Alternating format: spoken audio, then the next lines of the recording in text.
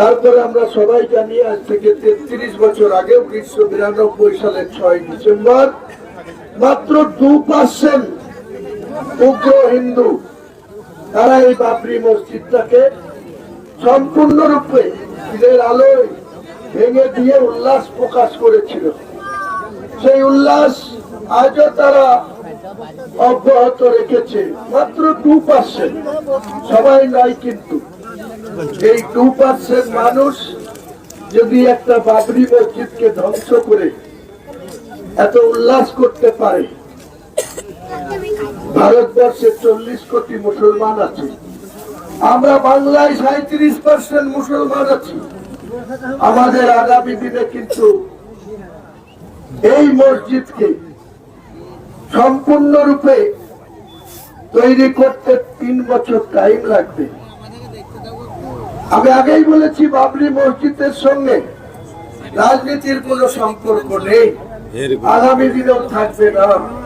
কিন্তু একটা কথা মুসলমান ভাইদের বুঝতে হবে যে আগামী দিনে যে নির্বাচন আসছে, সেই নির্বাচনে 294 মধ্যে বিজেপি কেও 100-র মধ্যে আটকাতে হবে, রাজ্যের শাসক দলকেও 100-র মধ্যে আটকাতে হবে। ইনশাআল্লাহ সিট জিতি, তাহলে কিন্তু বাবরি মসজিদের আর কেউ বাধা দিতে পারবে না। বাবরি মসজিদ হবে হবে হবে।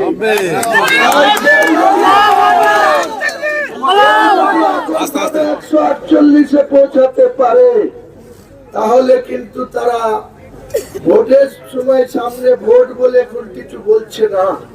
তারা 148-এ পৌঁছাতে পারলে আপনাদের এত দান, এত উৎসাহ, এত উদ্দীপনা, এত পরিশ্রম, তখন কিন্তু তারা ছুবল মারার চেষ্টা করবে। আর আমরা যদি 90-94 আসন নিয়ে বিধানসভায় থাকি, রিমোট কন্ট্রোলটা হুমায়ুন কবির সহ মুসলমানদের। বাংলায় 11.5 কোটি মানুষের মধ্যে 4 কোটি মানুষের অধিকার আমরা ইঞ্চিতে ইঞ্চিতে বুঝে দেব। মুখ্যমন্ত্রী যেই হোক না কেন, আপনারা বিহারে দেখলেন না, বিজেপি সর্ববৃহৎ দল হলো, তবুও কিন্তু নীতিশ কুমারের দল কম সিট পেয়ে সে মুখ্যমন্ত্রী হয়েছে। আপনারা জানেন না গত 2024-এ ভারতবর্ষের যে পার্লামেন্ট ইলেকশন 272 দরকার, 240 পেয়েছে বিজেপি। আর ওই চন্দ্রবাবু নাইডুর 16, নীতিশ কুমারের 12, চিরাগ পাসওয়ানের 5, আরো অন্যান্য ধরে 37টা নিয়ে তবে 272 জায়গায় 277-তে প্রচার চলছে। কাজে ভারতবর্ষের প্রধানমন্ত্রীকে পরিচালিকা করছেন একদিকে নীতিশ কুমার, একদিকে চন্দ্রবাবু নাইডুরা। তাই আমাদেরকে বাংলার মুখ্যমন্ত্রী আমরা চাই না। বাংলার মুখ্যমন্ত্রী মুসলমান দরকার নেই, কিন্তু মুখ্যমন্ত্রী যেই হবে সে যেন মুসলমানদের উপরে নির্ভরশীল হয়, মুসলমানদের উপরে নির্ভরশীল হয়। এই আবেগ আপনাদেরকে ধরে রাখতে হবে। মুসলমানদের অধিকার আমরা বাংলায় ইঞ্চিতে ইঞ্চিতে বুঝে দেব। দেখবো কে বাবরি মসজিদের ইট খুলতে আসে।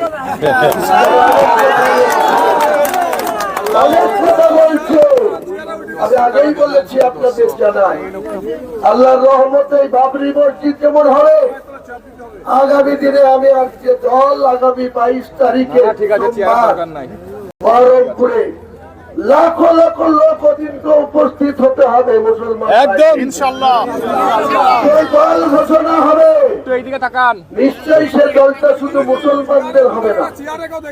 দলের নেতা, সর্বোচ্চ নেতা আমি থাকবো, আমার সঙ্গে 75 জনের স্টেট কমিটি ঘোষণা করব। আমার হাতে রিমোট কন্ট্রোলটা আপনাদেরকে দিতে হবে। আমি কোন মুসলমান ভাইয়ের অসম্মান হতে দেব না, কোন মুসলিম সমাজের মানুষের অধিকারকে বঞ্চিত হতে দেব না। 1,20,000 টাকার ঘর দিচ্ছে, কত পায় তারা? আগামী দিনে আমাদের ইলেকশনের যে ম্যানুফ্যাকচারিং তৈরি করব, প্রত্যেক মানুষকে আমাদের 2 লক্ষ টাকা করে ঘর দেব। 1000 টাকার লক্ষ্মীর ভান্ডার দিচ্ছে। আমাদের দল ওই 90-94 আসনটা পেলে যেই মুখ্যমন্ত্রী হোক প্রত্যেক মাসে 3000 টাকা আলহামদুলিল্লাহ 3000 টাকা করে পাবে। 1000 টাকার লক্ষ্মীর ভান্ডার নিয়ে আপনারা মাথা বিক্রি করবেন না। মাথা সোজা করে আপনারা, মেরুদণ্ড সোজা করে আপনারা আমাদের দলকে ভোট দিবেন। দেখবেন মুখ্যমন্ত্রী যিনি হন তার চেয়ারের 3টে পায়া কিন্তু আমার দখল।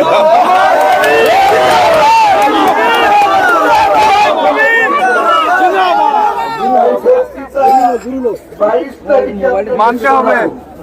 আমি আজকেই কলকাতায় বলে এসেছি, কেউ কেউ বলছে এটা মসজিদের আবেগ বলে 3 লাখ 4 লাখ লোক দলের দিকে নাকি লোক হবে না। মুর্শিদাবাদের তৃণমূলকে বলছি হুঁশিয়ার, অনেক সহ্য করেছি, আগামী দিনে তোমাদেরকে ইঞ্চিতে জবাব দেবো। গোটা বাংলার মুসলমানরা, কলকাতার মুসলমানরা আবেগ হয়ে আমাকে সম্বোধনা জানাচ্ছে। মেটিয়াপুর থেকে শুরু করে চপসিয়া থেকে খিদিরপুর সমস্ত মুসলমান বলছে আপনি বাঘের বাচ্চা, বাপের বেটা, আপনার সঙ্গে আমরা জাতির নেতা হুমায়ুন কবির জিন্দাবাদ, হুমায়ুন কবির জিন্দাবাদ, হুমায়ুন কবির এগিয়ে চলো, হুমায়ুন কবির লড়াই করো। আমরা নবাবকে বলবো যেভাবে গত শনিবার হাজারে হাজারে লাখো লাখো লোক এখানে বন্যার ঢেউয়ের মতো এসেছিল, আমিও চাইবো এই 26টা ব্লকে যার যত বাস লাগবে বাস আমি মুর্শিদাবাদের সিন্ডিকেট থেকে ভাড়া করে আপনাদের দেবো যাওয়ার জন্য। অন্যান্য ছোট গাড়ি লাগলে দেবো। টুকটুকি ভাইদের বলবো গোটা মুর্শিদাবাদ জেলার টুকটুকি বহরমপুর মুখী হবে। একদম ঠিক। প্রশাসনকে হিলিয়ে দেব, বহরমপুর অচল করে দেব।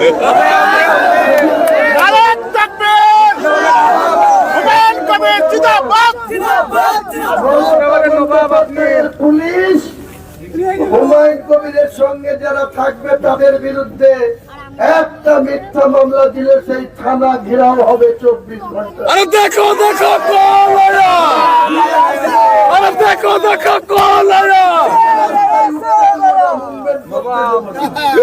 এটা হুমায়ুন কবিরের ঘোষণা। তাই মুসলমান ভাইরা আপনারা শান্তি শৃঙ্খলা বজায় রাখবেন, এখানে কোনো বিশৃঙ্খলা যাতে না হয়। আমাদের অনেক সহকর্মী অক্লান্ত পরিশ্রম করে যারা করছেন 8 তারিখ অব্দি যেন কোনো বিশৃঙ্খলা, এখানে অনেক প্ররোচনা দেওয়ার, অনেক রকম বদনাম করার করছে। আর এখানে একটা ঘটনা ঘটেছিল, আমি কলকাতায় প্রেস করে বলে দিয়েছি। এখানে যে 2জন ইমামকে নিয়ে এসেছিল, সে ভরতপুরে বাড়ি, সে একজন মাওলানা, সেই মাওলানা ইউসুফ তার নাম। সে হচ্ছে আর একজন মাওলানা বদরুল আলম, কাশীপুরে বাড়ি, তিনি হচ্ছে ওই সিদ্দিকুল্লাহ চৌধুরী যে মন্ত্রী, গ্রন্থাগার মন্ত্রী, তার যে মুসলিম সংগঠন জমায়েতুল্লাহ হিন্দ, সেই হিন্দের জেলা সভাপতির নাম আমাদের বদরুল আলম, আর জেলার সেক্রেটারির নাম আমি সরাসরি আরবের সঙ্গে কন্ট্যাক্ট করেছিলাম। প্রোটোকলে বাধা, আমরা আরব সরকারের প্যানেলের ইমাম, আমরা যেতে পারবো না। করা যায় না। আমি ছেড়েই দিয়েছিলাম আশা যে কোনো ইমাম ছাড়াই আমরা রাজ্যের বা জেলার বা বিভিন্ন ব্যক্তিকে এটা করব, কিন্তু একজন মুসলমানের ব্যক্তি মাথায় নবী সাহেবের সুন্নত রেখে সে যে এত বড় ব্লান্ডার, এত বড়, আমার সাথে বলেছিল যে গুজরাটে আছে আরবের লোক, গুজরাট থেকে কলকাতার বিমানের ভাড়া দুজনের, কলকাতায় হোটেলে রাখা, যাবতীয় খরচা আমার সঙ্গে নিয়ে এখানে দেখা যাচ্ছে 10:30টায় ঢোকার কথা, 12:30টায় নকল আরবের লোক সাজিয়ে এখানে এসছে। আমি যদি সেদিন ফোকাস করে দিতাম জানার সঙ্গে সঙ্গে এই ইউসুফকে পিটিয়ে মেরে দিত মানুষ। আমি চাইনি একজন মুসলমান হয়ে একজন মুসলমানকে এত বড় একটা শাস্তি, তাই আমি মেনে নিয়েছি। আগামী দিনে এখানে কথা দিচ্ছি, ফেব্রুয়ারি মাসে এখানে বিরাট করে প্যান্ডেল করে গোটা বাংলার 90,000 হাফেজ মৌলানা কারি আর বাংলার বাইরে থেকে আরো 10,000 1 লাখ লোক এখানে জমায়েত করব। সেই সঙ্গে আরবের কুরাইশি বংশের একজন ইমামকে নিয়েছে, পবিত্র মক্কা থেকে নিয়েছে। এই যে ব্লান্ডার করেছে তার যোগ্য জবাব আমি হুমায়ুন ইনশাআল্লাহ 1 লাখ লোক ইমামদের কোরআন পাঠ হওয়ার পরে সকাল 10টা থেকে কোরআনের তর্জমা করে বাংলায় বোঝানোর পরে খাওয়া দাওয়া করে বিকেলে শেষ হবে।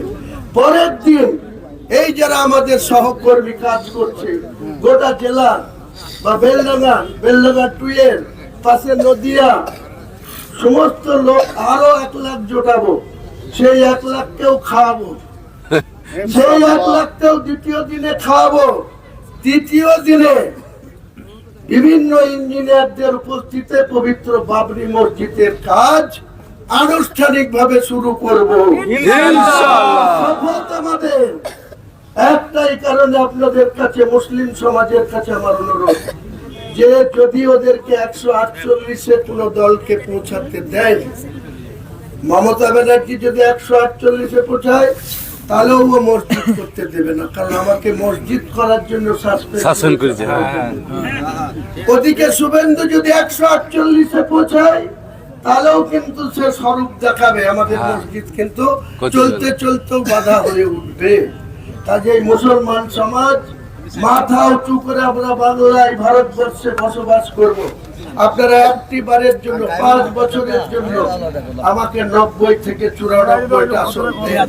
ওদের দুটো পার্টিকে 100-তে আটকে দেন, আমরা এই 90টা আসন 94টা আসন নিয়ে পুতুল নাচের মতন নাচাবো বাংলার মুখ্যমন্ত্রী, নাচাবো। হুমায়ুন কবির কি জিনিস, তার প্রতি আল্লাহর কি দয়া আছে, আল্লাহ কিভাবে তাকে হেফাজত করছে, এদের বুঝিয়ে দিতে হবে। সবাই ভালো থাকুন।